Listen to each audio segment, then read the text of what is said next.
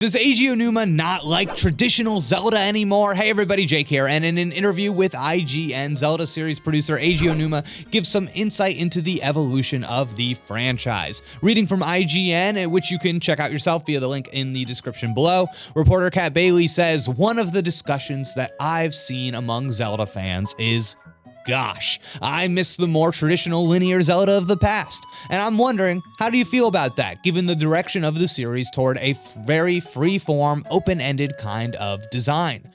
Aonuma responds, well, I do think we as people have a tendency to want the thing that we currently don't have. And there's a bit of a grass is greener mentality. But I also think that with the freedom players have in the more recent games in the series, there still is a set path. It just happens to be the path that they choose. So I think that is one thing I kind of like to remind myself about the current games that we're making.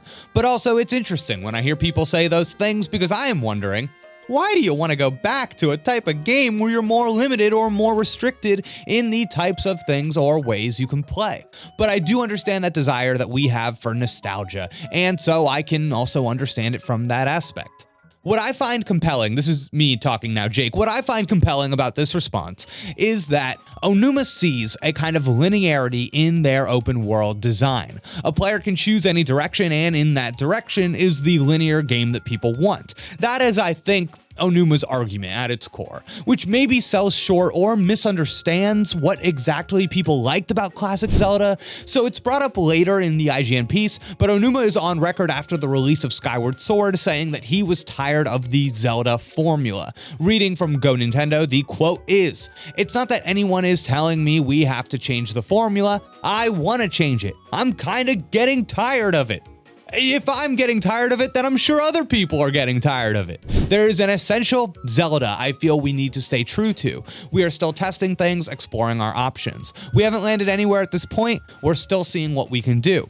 What I want to do, not specifically with Link, but with the Zelda franchise, I'm always striving to make something no one else can. I go through these phases over and over again. I hope those high points keep on coming. So it's easy to see how Breath of the Wild is this kind of reinvention, and I think Tears of the Kingdom fits the billing too. To Aonuma, it seems that being genre defining, like actually being a reinvention, is almost more core to the franchise than anything else, which is tough, you know, for longtime fans, because I've definitely noticed like these longtime Zelda veterans clamoring for a more traditional Zelda game, or at least one with dungeons more representative of the franchise's early 3D titles. And I really do think that's kind of like the core thing that people are talking about, that kind of like lock and key dungeon design. I think people miss that specifically. Let me know in the comments below if you agree or disagree.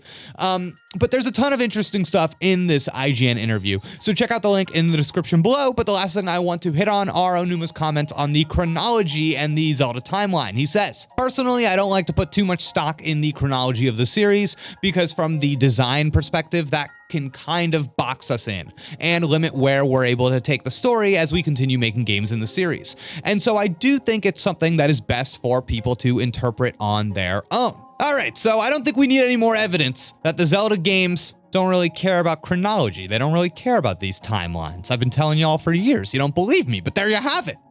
Thank you for tuning in, and let me know in the comments below what you think is the best way for traditional Zelda to carry on, to continue forward. If you ask me, I would toss traditional Zelda stuff like that kind of design into a new IP. Let them get really creative with it, see what you can come up with. Now, you can keep these Zelda games going in the open everything direction. That's fine with me. But again, that's just me. So let me know what you think in the comments below. I'll see you next time. Goodbye.